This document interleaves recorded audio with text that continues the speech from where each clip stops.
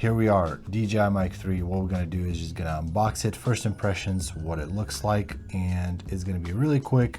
And I'm gonna compare at the end size-wise and maybe features to my Mic 2 that I'm currently have. And I'm actually recording with these, the sound of unboxing for ASMR, and I have it on myself, another mic. So we have two channels that are recording internally 32-bit float. One of the things that I really was excited about picking this one up is simply because the form factor, how small it is, and it is recording 32-bit float internally with some other exciting features.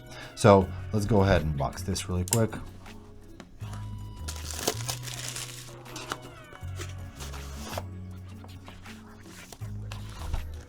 Here's some manuals.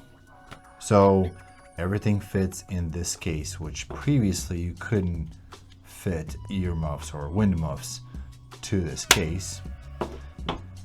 It's a definitely small factor if you use it just unit by itself.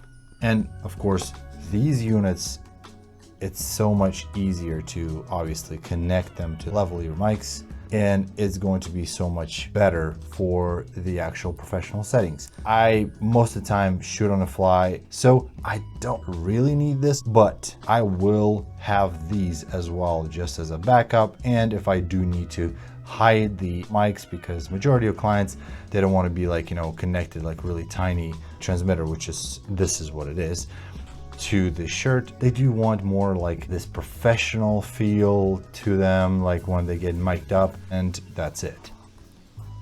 So then you have 3 voice tone presets. That's a new one. Obviously the 32-bit float that I mentioned before. The integration of time code seamlessly, that's one of the things that I wanted to check out, because previously I used all of these microphones, and if it's for a long period of shoot, there is kind of like different fade or different mismatch with actual video compared to the audio that is recorded internally. So hopefully the time code helps it out, and I've heard that you can sync some time codes that are in different mics. We're gonna test it out as well, but in a different video, because this one is just unboxing and first impressions. So extended operation and fast charging, that's really neat, because what I've heard, you can put the mics that has been already used into the case. Case works as a charger, and it charges within like 5 minutes or something to 80%. Hopefully I'm right, but I'll put it on the screen if that's the correct time of fast charging. Another thing that I'm super excited about is this one right here. 4TX plus 8RX compatibility and 4-channel output. That means that you can connect way more of these microphones to one receiver, which is going to be great, especially if you are doing some sort of like podcast or multiple talents in front of the lens. So let's go ahead and see what's in the box. Really nice pouch.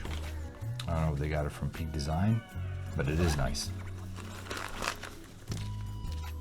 Magnets,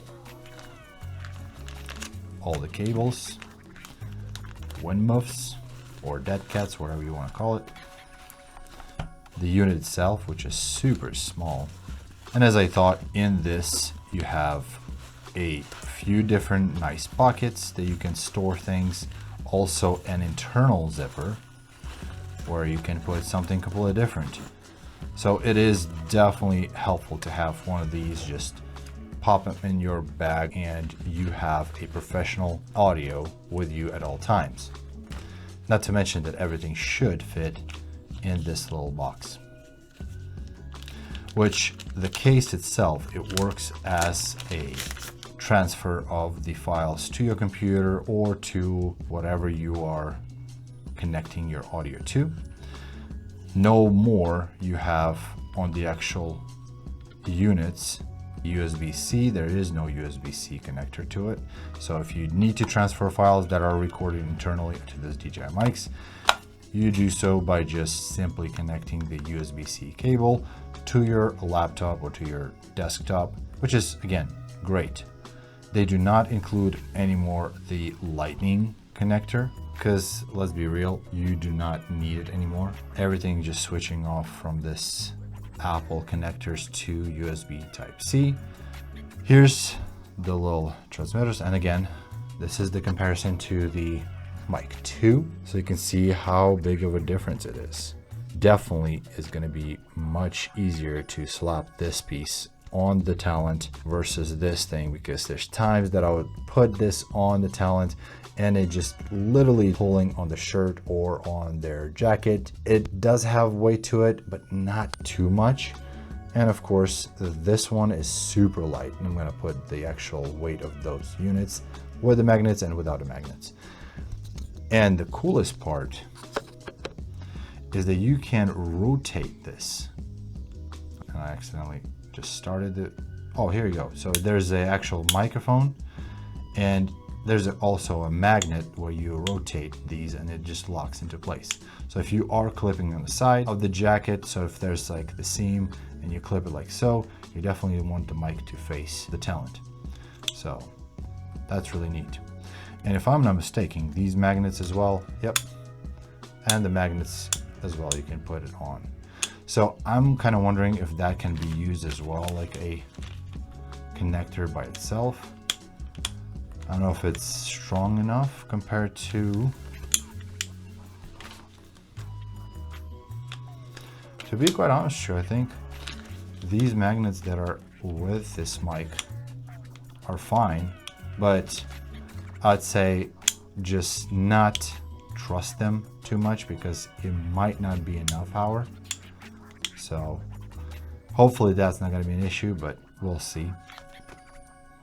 The actual dead cats. And the cool part about this, you can slap it inside over here and then close this case with the muffs in, or if you want to put them in here, you can totally do that with cables being right here. You can close it, and this is what the form factor is compared to the Mic 2. Not tremendous size difference, but of course it is lighter. There's one thing that is a bummer. Compared to the original receiver, you have 4 lines of pair pins compared to 3 lines of pair pins. And the reason why it is not good is because with the old unit, you could use adapter to Sony cameras, which is simply connects this unit, and using the hot shoe, it connects to your camera. And it looks really nice and neat. You will not have any cords dangling. It talks directly through these multi-interface shoe, and you have a great transmission of the signal of the audio to your camera. With this, we need to change it to a completely different system, what Mic Mini used to be, and it is going to be upside down from my understanding. Again, I'm going to do more in-depth look at this unit when I'm going to test it out, take it to actual real shoots. And of course, the neat feature that I see right now is that little button. Previously, I used to lose these slide doors. Now you can just slap it in. It would not go out unless you press this button, and then you take it out, which is neat feature. So otherwise, it does look just a little bit tinier than the Mic 2, but I'm pretty sure the system is the same. You do have a screw-in connector. If you are using wired connection, this is not going to be detached, because this is what I noticed what they added to it. Is the USB-C and the cord. So this cord is actually secure on the part of the Mic 3. You just tighten it, screw it in. It's not gonna get yanked out. Keep in mind, this part can be pulled out from your camera and you lose the signal. But they have 32-bit float recording internally in these units. So every time you are trying to record something on the talent, make sure to press the record button. The red light is coming on, that you know that this is recording a 32-bit float audio into this little unit, the transmitter. Same thing here. You can just press the button, record, press this button to change the noise canceling, which you can totally do here on the unit itself, on the receiver unit. Okay, so that's pretty much it. If you have questions about testing this Mic 3 for the future, what do you want to know about this mic, please don't hesitate to ask in the comments below. I will try to do my best to test them before the next video coming out about this unit. Other than that, thank you so much for watching, guys. Stay awesome, my friends, and I will see you in the next video. See ya.